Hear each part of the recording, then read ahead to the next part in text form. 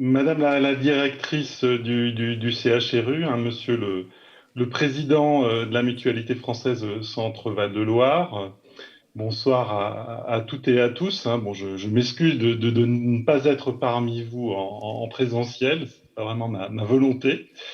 J'espère que vous aurez eu une après-midi riche en échanges, mais bon, au vu du programme, je n'en doute pas un instant. La citation est aujourd'hui souvent reprise, mais si l'on pense comme Simone de Beauvoir que l'on reconnaît le degré d'une civilisation, d'une société à la place qu'elle accorde à ces personnes âgées, alors l'avis que le Comité consultatif national d'éthique, le CCNE, avait donné il y a maintenant, je crois, un peu plus de 3 ans sur les enjeux éthiques du vieillissement, ne dressait pas vraiment un bilan très positif de la situation française. Le CCNE invitait ainsi à repenser notre modèle ou nos modèles, à savoir par exemple notre modèle médical, hein, en soulignant que le vieillissement n'est pas que l'affaire de la médecine, mais aussi par rapport à notre modèle économique, qu'un modèle trop fondé sur sa rentabilité économique ne permettait pas toujours un accompagnement de qualité. Mais bon, cet avis du CCNE était aussi riche en recommandations et en propositions, et il invitait notamment à exploiter les potentialités de ce qu'on appelle la révolution ou de la transformation numérique. Bon, toutefois, en notant qu'il ne fallait pas négliger les risques possibles quant à l'usage de ces outils, hein, notamment en termes de droits et libertés. Alors, si je vous parle de cet avis, hein, dont les conclusions, je pense, sont toujours d'actualité, c'est que je pense que le Youth Tech Lab, hein, est dans ce cadre un formidable outil, un outil d'innovation, hein, pour développer de nouveaux outils numériques, hein, utiles à l'accompagnement des personnes âgées, mais aussi, et c'est l'une de ses originalités fortes, un outil d'étude pour comprendre l'impact justement de l'usage de ces outils, que ce soit des logiciels ou des robots, et puis aussi un outil de rencontre pour faire travailler ensemble des chercheurs et chercheuses de disciplines différentes, que ce soit en psychologie, sociologie, droit aux médecines, mais aussi faire travailler ensemble des chercheurs et des personnels d'EHPAD, des chercheurs et des personnes âgées, ce qui est plus rare. Donc, en tant que président de l'Université de Tours, je suis donc vraiment ravi que notre établissement participe à un tel projet, à un projet qui met en lumière, je pense, l'intérêt à développer des recherches pluridisciplinaires, hein, comme je l'ai dit, des recherches croisant les sciences humaines et sociales, la recherche médicale, mais aussi les recherches dans le domaine du numérique, de l'intelligence artificielle, qui est mon domaine, on va dire, d'origine. Et puis aussi un projet qui souligne l'intérêt à développer des recherches participatives, je pourrais aussi dire contributives, qui peuvent donner davantage de sens aux recherches qui sont effectuées dans l'ensemble de nos unités de recherche, mais aussi qui peuvent conduire, et je pense que c'est un point vraiment important, à mieux valoriser les métiers des personnels des EHPAD, en leur permettant de participer activement et de contribuer au développement des outils qu'ils ou elles auront à utiliser demain. Donc, en résumé, je dirais que au-delà du Youth Tech Lab, hein, l'Université de Tours a aujourd'hui à cœur de s'ouvrir davantage sur la société civile, hein, en favorisant la construction de projets que l'on dit aujourd'hui avec et pour la société, des projets qu'il nous faudra bien sûr construire avec l'ensemble de nos partenaires. Donc, je souhaiterais conclure en les remerciant et en les saluant. Donc, que ce soit d'abord le CHRU et la Mutualité française Centre Val-de-Loire, qui sont les membres fondateurs à nos côtés de ce Youth Tech Lab, mais aussi les collectivités locales, hein, que ce soit Tours Métropole ou la région Centre-Val de Loire, hein, qui nous a fortement soutenus dans la mise en place de ce projet. Saluer aussi quelques-unes des entreprises avec qui nous coopérons, hein, que ce soit la Compagnie française d'informatique, MG Innov ou Clever.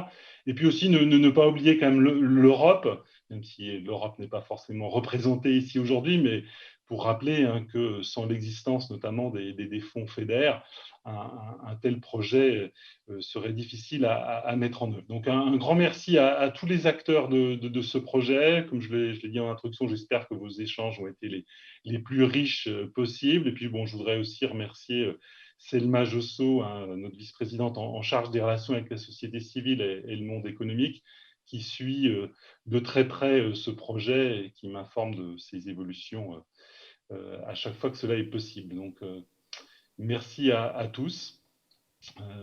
Et j'espère que c'est un projet qui continuera à se développer, je n'en doute pas, dans les années à venir.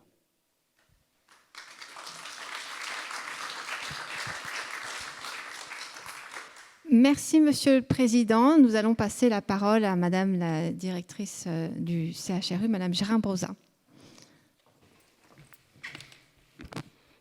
Bonsoir à tous.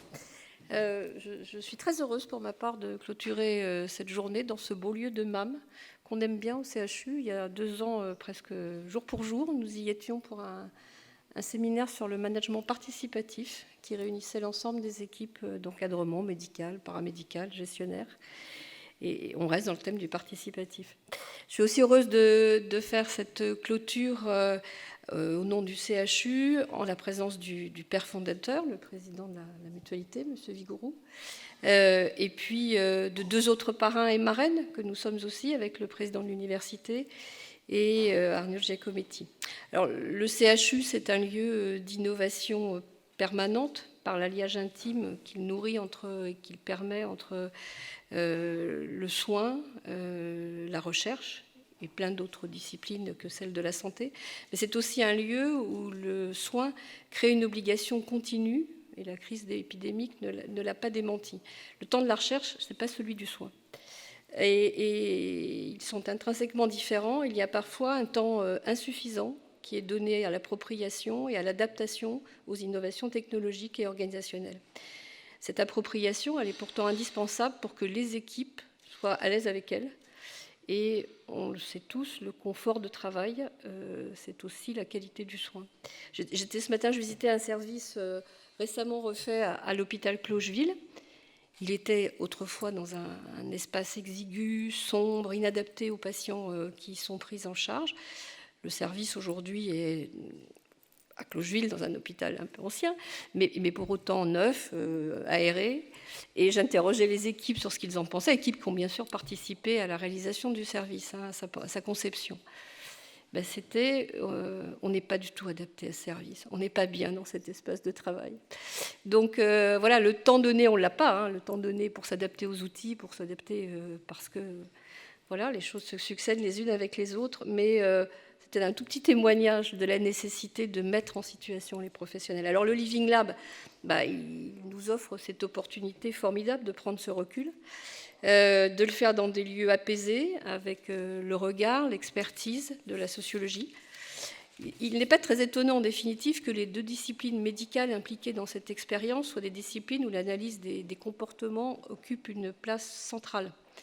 L'apport des sociologues, et je voudrais particulièrement remercier Bernard Buron, Jean-Philippe Fouquet, Katia Barbier, piliers de ce travail avec les équipes du CHU. Cet engagement-là, il est essentiel. Alors, une telle approche devrait irriguer l'ensemble des prises en charge, tant il est vrai que les patients et les soignants sont des acteurs majeurs dans la gestion de leur maladie. Nous nourrissons le souhait, avec le président de l'université et son équipe, et notamment Madame Jousseau, que les disciplines universitaires de la santé et celles des sciences humaines et sociales, la sociologie, la philosophie, l'histoire, le droit, puissent se fertiliser plus étroitement encore. L'hôpital, a fortiori le CHU, sont avec les autres acteurs du territoire des promoteurs de la santé. Nous avons besoin de ces disciplines pour le faire de manière toujours plus éclairée et toujours plus adaptée. Notre CHU est engagé dans un projet immobilier ambitieux à horizon de 2026. Et je forme le vœu que le Living Lab nous aide à l'imaginer avec le plus d'intelligence possible. Voilà, je voudrais remercier une nouvelle fois la mutualité et la région de rendre cette aventure possible. Cette évolution, elle est centrale pour une nouvelle approche de la santé. Et je voudrais remercier Madame Sabadotto pour son dynamisme, sa finesse et l'ouverture qu'elle a mis dans tout ce projet. Merci beaucoup.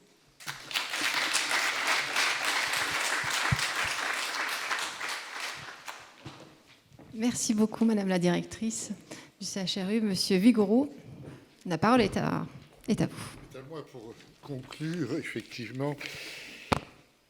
Écoutez, c'est pour moi aussi, vous avez dit, Madame la directrice, que c'était un plaisir d'être à MAM, c'est un plaisir partagé d'être ici présent et avec vous, tous ceux qui ont permis la réussite de cette journée, de ce premier colloque donc du Youth Tech Lab. On l'a dit à différentes occasions, le vieillissement, c'est une question globale de société. Et on n'est pas encore au pic de la, disons, démographique. Et il s'agit d'imaginer un futur. Et d'imaginer un futur qui apparaît encore différent du futur qu'on avait imaginé dans le passé, puisque c'est un futur au prisme de la crise sanitaire. Et il a été dit à plusieurs reprises qu'il fallait tirer les enseignements de cette crise sanitaire. Et de tirer comment ces enseignements, de s'engager dans l'innovation en associant la recherche avec la participation. C'était le point tout à fait essentiel de ce colloque. Vous l'avez dit à d'autres occasions, Madame la directrice, la participation, c'est un mot qu'on utilise souvent, mais il faut lui donner du concret. Et je pense que là, on lui donnait du concret en montrant ce que pouvait être cette association de tous les acteurs pour pouvoir imaginer justement ces axes de progression en ce qui concerne en particulier ces métiers du soin qui ont été largement mis à contribution au moment de la crise et qui sont encore insuffisamment valorisés, insuffisamment mis en évidence dans notre société. Donc je crois que on était sur les axes qui avaient été définis pour ce Living Lab, de l'amélioration de l'offre de soins, d'établir les liens avec les partenaires, de déboucher vers des formations, d'avoir des projets innovants qui permettent aussi la dynamisation du territoire, l'ancrage dans un territoire. Et cette dimension territoriale, elle a été bien précisée. Le CHRU, Madame la directrice, est bien intégré évidemment sur ce territoire, l'université également, Madame la vice-présidente, et je pense que la mutualité aussi se veut être présente de sa manière, parce que je pense que sans proximité, il n'y aurait pas de mutualité. On doit être auprès de nos adhérents et plus largement auprès de la population et imaginer tous ensemble, en partenariat avec les experts des sciences humaines, avec les experts du domaine médical, avec les experts des hautes technologies, avec les industriels, ce futur où on puisse, disons, répondre de manière satisfaisante aux enjeux qui ont été présentés aujourd'hui. L'association de chercheurs, de structures, de personnes d'origine très différentes est, me semble-t-il, un gage de richesse et de succès par rapport à tous ces axes de recherche qui ont été définis. Je pense aussi on l'a dit, le futur, c'est peut-être une accélération au vu des circonstances, du changement, une capacité à évoluer, à briser des cadres qui paraissaient solidement établis et d'établir aussi des relations de confiance. Parce que s'il n'y a pas de relations de confiance au sein des équipes, avec les patients, avec les familles, et pour nous, mutualité, avec nos salariés, avec nos équipes. Le directeur général l'a dit tout à l'heure, cette crise sanitaire, ça a été aussi une occasion de gérer peut-être, de manager d'une autre manière. Eh bien, c'est pour nous tout à fait essentiel. Voilà, donc très rapidement ce que je pouvais dire. Moi, je tiens surtout, et ça c'est le plus agréable, à remercier tous les participants. Le doyen Dio et Madame Leclerc qui ont ouvert ce colloque, le président de l'Université de Tours qui vient d'intervenir, Monsieur Giacometti, Madame Gérin-Brezard, je vous remercie beaucoup pour cette intervention, pour votre présence, et c'est toujours vraiment un plaisir d'être en votre compagnie sur ces réalisations du Living Lab.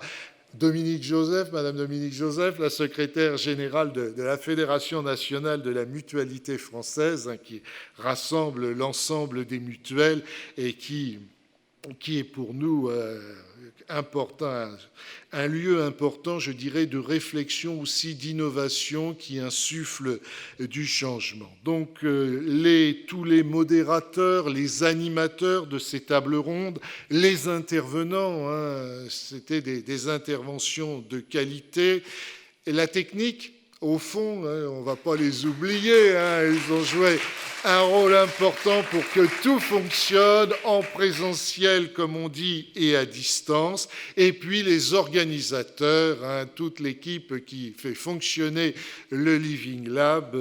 Alors, je ne vais pas tous les citer, mais bien évidemment, nos amis sociologues, vous les avez cités, Madame Bernard Buron, Katia Barbier, et puis une pensée particulière pour Jean-Philippe Fouquet, dont j'ai appris que c'était l'anniversaire, et puis voilà, on n'a pas de s'en souvenir, comme celui d'Isabelle Savadotto, bien évidemment, qui pour la mutualité et pour toute l'équipe a contribué à l'organisation de ce colloque avec toute son équipe qui a été extrêmement efficace et qui m'a même permis d'entrer sans difficulté sur le parking alors que d'habitude j'enfonce la borne d'entrée. Mais bon, bref. Donc voilà, ça s'est très bien passé.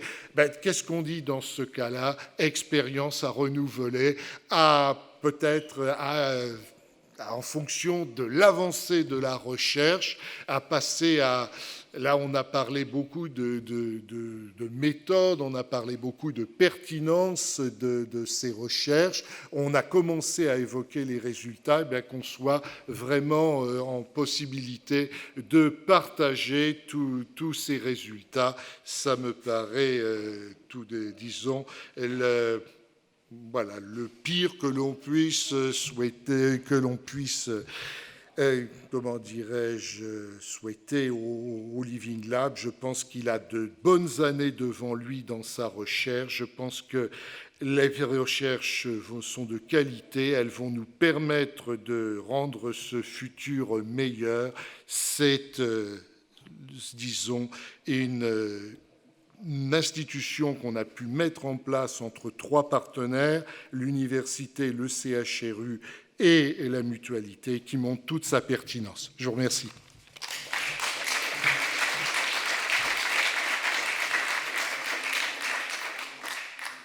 Merci beaucoup. Je me joins aux remerciements de Monsieur le Président pour remercier particulièrement l'équipe, Stéphanie Bonte, Bernard Buron, Jean-Philippe Fouquet, Antoine, Anaïs, et puis évidemment, on l'a dit, Benoît et Jean-Philippe à la technique qui ont assuré. Bravo. Et enfin, un remerciement très très spécial pour Clarisse, qui a très très bien géré aussi. Voilà. Alors merci à tous. Et puis évidemment, merci à vous, merci aux partenaires, merci à tous d'avoir participé à cette journée.